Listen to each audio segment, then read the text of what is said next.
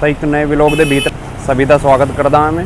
ਮੇਰੇ ਪਿੱਛੇ ਜੋ ਤੁਸੀਂ ਦੇਖ ਰਹੇ ਹੋ ਗੇਟ ਆ ਹੈ ਕੁਤੁਬ ਮੀਨਾਰ ਦਾ ਗੇਟ, ਔਰ ਇੱਥੇ ਦਾ ਇਤਿਹਾਸ ਔਰ ਇੱਥੇ कैसे आना है वो सारी चीज़ा मैं थानू बताऊँगा इस व्लॉग के भीतर। और आज जो मेरे पीछे है इत्थे मिलते हैं टिकट, तो चलते हैं फिर। आज जो तुसी देख रहे हो आ है टिकट घर, और टिकट मैंने ले लिया है 40 रुपए का टिकट है। बैग भी इत्थे ही जमा होंदा, 2 रुपए बैग जमा करने दे जाते हैं। अभी ये है एंट्री गेट और यहाँ पे फ्री वाईफाई की भी सुविधा है और टोकन होने पे 100 रुपए का। यहाँ पे ये चेकिंग घर है। कुतुब मीनार दे निर्माण का जो कार्य होया था वो 1199 ते 1220 के दौरान होया था। आओ चलो जानते हैं कुतुब मीनार दे इतिहास और एदा सच की है। आ कुतुब मीनार जो है 238 फीट उच्ची है। कुतुब मीनार दुनिया दी सबसे उच्ची इट्टा दी मीनार है और मोहाली दी फतेह बुर्ज दे बाद भारत दी दूसरी सबसे उच्ची मीनार है। प्राचीन काल से ही एदा इतिहास चला आ रहा है। कुतुब मीनार दे आसपास दा क्षेत्र जो है कुतुब कॉम्पलैक्स दे नाम ते एक कॉम्पलैक्स है, उते घिरा होया है। कुतुब मीनार दिल्ली दे महरौली भाग दे भीतर स्थित है। एक महरौली जगह है दिल्ली दे भीतर, उत्थे आ बनी हुई है कुतुब मीनार। एदे आसपास भी बतेरे वो हैं, किले हैं और एक भूल भुलैया है और कई सारी चीज़ां हैं। इत्थे एक बात और है, इत्थे हवाई जहाज़ उड़ते रहते हैं। हर थोड़ी देर बाद एक हवाई जहाज़ आऊ और कुतुब मीनार दे दोहरे ते उड़ के निकल जाऊ कुतुब मीनार दे उपर नू। उदी भी वीडियो है आगे नू थानू देखने नू मिलूगी, देखते रहो व्लॉग पूरा देखियो। सारे व्लॉग दे भीतर मैं दिखाऊंगा आगे नू। बार बार प्लेन आ रहा है ऊपर। पहले कुतुब मीनार के 6ठी मंजिल तक लोगों को जाने दी अनुमति थी, हुन नहीं है। पता नहीं की वजह हुई। पहले 6ठी मीनार तक चले जाते थे, हुन नहीं जाते, हुन तो ताला लगा रहिंदा। हुन थानू दिखाऊंगा मैं इमाम जामिन दा मकबरा। मकबरा हुंदा है ईसाइयां च, मुसलमानां च आ हुंदा है उदी कब्र दे उपर। जब वो आदमी मर जाता है उदी कब्र दे उपर एक गोलनुमा या जो भी एक छोटी मोटी जो भी बिल्डिंग बनाते हैं उन्नू मकबरा। हुने जो थाने देखा आ था इमाम जामिन दा मकबरा।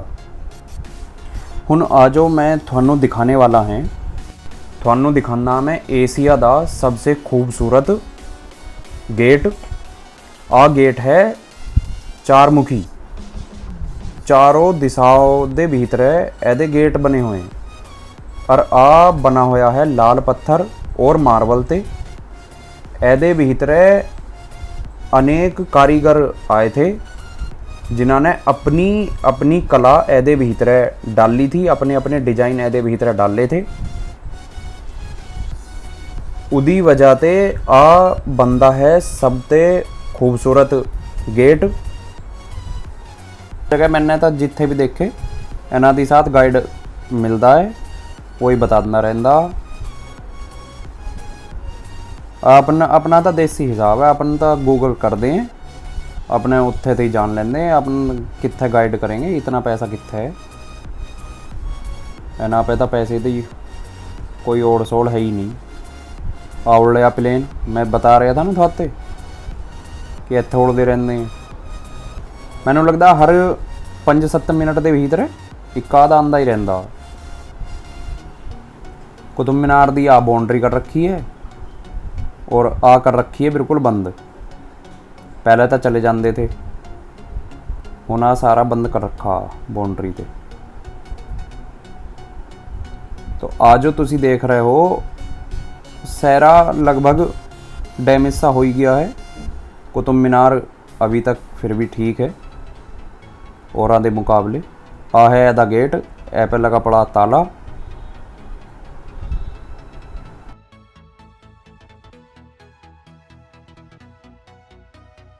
इत्थे एक मशहूर स्तंभ भी है लोह स्तंभ वो भी दिखाऊंगा थानू। लोह स्तंभ का थोड़ा बहुत इतिहास जान लेते हैं। ਇਹਦੀ लंबाई है 24 फिट ਉੱਪਰ ਨੂੰ और 3 फिट है आ ਜ਼ਮੀਨ ਦੇ भीतर। आ पुरा लिपि के आधार पर 4वीं शताब्दी का बना होया है। आ स्तंभ कुब्बतुल इस्लाम मस्जिद के प्रांगण के भीतर स्थित है। अभिलेख ते ज्ञात हुंदा है कि आ विष्णु पद नामक पर्वत पर भगवान विष्णु दे गरुड़ ध्वज दे रूप में चंद्र नाम दे शक्तिशाली राजा स्मृति में स्थापित किया गया था। इतिहास में ऐदी पहचान गुप्त साम्राज्य दे वंशज चंद्रगुप्त द्वितीय 375 413 ईस्वी ते की गई है। आ 7 अलग अलग भागां ते मिलके बना है। तो हुण आ जो देख रहे हो तुसी एक बीचों बीच एक लोहे का स्तंभ खड़ा है। आ ही स्तंभ लोह स्तंभ है। आ देख लो तुसी करीब ते। आ स्तंभ जो है 6000 किलो का स्तंभ है और एदे भीतर जो लोहा यूज करा गया है वो ऐसा लोहा है उन्नू जंग नहीं लगता। और एदी आ भी मान्यता है कि एदे ऊपर भगवान विष्णु दे सवारी गरुड़ दी एक प्रतिमा थी जो कि हुण देखने को नहीं मिलती। मानना ऐसा भी जानता है कि इतिहास के भीतर है कि लोग एनू छू के या एदे दोहरे बैठ के मन्नत मांगते थे और वो पूरी हुंदी थी। लेकिन एदे भीतर कितनी सच्चाई है आ मैं नहीं कह सकता। तो आ जो स्ट्रक्चर तुसी देख रहे हो बना होया आ बहुत प्राचीन बना होया है और एनू बनने के भीतर लगभग 100 साल का समय लग गया था। कुतुब मीनार जो बनाई गई है वो बनाई गई है लाल पत्थर और मार्बल ते। एनू बनाने की शुरुआत करी थी कुतुबुद्दीन ऐबक ने इसे बनाने की शुरुआत करी थी। और आ कई बार क्षतिग्रस्त हुई भूकंप ते बिजली गिरने ते ऐसे कई बार आ बेकार भी हुई। पर यदि समय समय पे कदी किसी ने मरम्मत करवाई और एनू आज एक लंबे समय तक रखने दे लई मजबूती ते एदा निर्माण करा। इतिहास में आ भी लिखा हुआ है 14 और 15वीं सदी में कुतुब मीनार नू बिजली गिरने ते और भूकंप ते बतेरा नुकसान पहुंचा था। एदी फिर मरम्मत कराई गई। मरम्मत कराने च भी एक लंबा समय लगा। एक एदी ऊपर एक गुम्मत थी वो टुट के गिर गई थी। आ भी माना जाता है कि इत्थे सबसे उच्ची मंजिल के ऊपर नमाज पढ़ते थे लोग जाके उत्थे ते अजान लगाते थे। थोड़ी बहुत देर में आते रहते हैं थोड़ी देर के भीतर ही। आ है कुआ प्राचीन कुआ। एदे पानी ते ही पूरी कुतुब मीनार दे लोग आस पास दे लोग पानी का प्रयोग करते थे। अलाई मीनार का एक बहुत बड़ा प्राचीन इतिहास रहा है। और आ एक कुतुब मीनार ते भी ऊंची मीनार होने वाली थी परंतु कुतुब उल इस्लाम इसे कुतुब मीनार से 2 गुनी ऊंची मीनार बनाना चाहता था। उदी मृत्यु के बाद ऐदा निर्माण नहीं हो पाया। उदा सुपना आ था कि मैं कुतुब मीनार ते 2 गुनी ऊंची मीनार बनाऊंगा इत्थे। पर उदा सुपना ही रह गया। आज 24 मीटर ही बन पाई उते ऊपर नहीं बनी। उदी मृत्यु हो गई। मृत्यु होने के बाद ऐस पे किसी ने ध्यान नहीं दिया। आ है इल्तुतमिश द्वार। अब मेरे तो नाम भी नहीं लिया जा रहा पता नहीं की है इल्तुतमिश जने क्या। तुसी देख लियो पढ़ लियो ध्यान ते। अगर थोते भी नहीं लिया जावे तो मैनू कमेंट के भीतर जरूर बताइयो। इल्तुतमिश दा मकबरा, ਇਹਦਾ निर्माण होया 1235 ਦੇ भीतर। ਇਹਦੇ भीतर जो कब्र है वो सारी मार्बल की बनी हुई है और ਇਹਦੇ सामने ही एक द्वार बंद है, वो भी सारा मार्बल का ही है।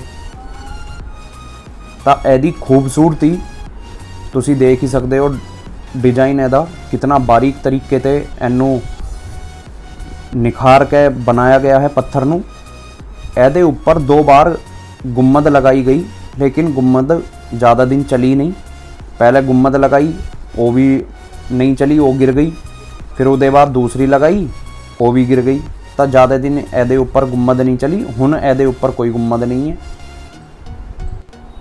तो हुण चलते हैं खलजी दा मदरसा, उन्होंने दिखाते हैं।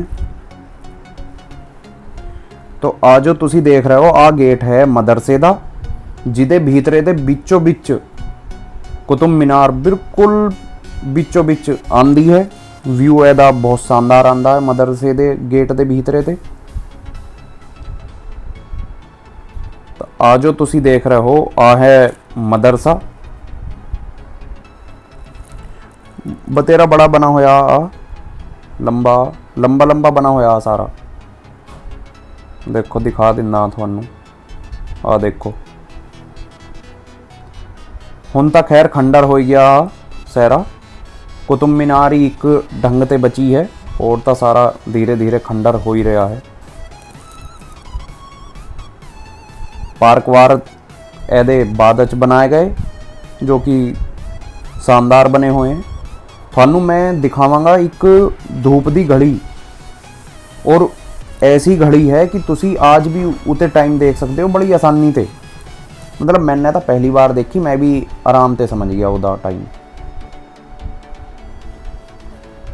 ਇਹਦਾ व्यू बहुत शानदार आंदा है कुतुब मीनार का। काश ਇਹਦੇ ਉੱਪਰ जान देंदे तो ऊपर ते आंदा व्यू तो खैर पूरी दिल्ली का। तो हुण चलते हैं कुबतुल इस्लाम मस्जिद के भीतर। मस्जिद दिखा देना मैं बाहर ते ही, मैंने भीतरे ते तो दिखाई दी। वो लोह स्तंभ के चारों लब जो थी वो मस्जिद ही थी। हुण चलते हैं इत्थे, ए बने हुए पिलर ते चारों तरफ पिलर ही पिलर हैं, और ऊपर लगे हुए पत्थर छत बनाने नू। अगर कुतुब मीनार दे ऊपर जाने की परमिशन होंदी तो व्यू तो तब आंदा दिल्ली दा गजब वाला व्यू आंदा। तो आ है दूसरा कुआ, इत्थे 2 कुएँ हैं। पाबंदी इत्थे ही है। मैं जामा मस्जिद ते गया था तो उहदे ऊपर वाले टावर का अच्छा खासा टिकट मिल रहा था। आराम से पब्लिक घूम के आ रही थी, व्यू देख रही थी। बड़ा शानदार व्यू था जामा मस्जिद के ऊपर वाले टावर पे। तो हुण चलेंगे असी उत्थे धुप दी घड़ी दे दौरे, और एक टावर सा और है बना होया उत्थे, सिमथ दा कपोला और धुप दी घड़ी आ रही। हुण दिखाते हैं थानू धूप दी घड़ी। आ तो बड़ी छोटी सी घड़ी है। मैं जयपुर गया था तो उत्थे जंतर मंतर दे भीतर इतनी बड़ी घड़ी थी धूप दी, बहुत बड़ी घड़ी, और 3 घड़ियाँ थी। उदा व्लॉग देख लियो तुसी चैनल ते भीतर जाके, जयपुर दी वीडियो पड़ी है जंतर मंतर दी, वो देख लियो। तो हुणे 11:50 हुए हैं। तो एदी परछाई जो है देखो हल्की सी उल्टे हाथ पे को है। जब पूरे 12 बज जाएंगे तो एदी परछाई बिल्कुल सीधी एदे सामने हो जाऊ कोने में को। तो आ टाइम देखने दी एदी ट्रिक है। किते ते भी देख लो कुतुब मीनार का व्यू ही अलग आंदा। तो हुण थानू दिखांदा मैं अलाउद्दीन खलजी का मकबरा। तो आ है ऐसा बना होया। ਇਹਦੇ भीतर कुछ देखने लायक तो है नहीं, ऐसे ही बना हुआ, प्राचीन है काफ़ी। तो भाई व्लॉग अच्छा लगा हो तो लाइक सब्सक्राइब और शेयर करियो। मिलते हैं अगले व्लॉग के भीतर।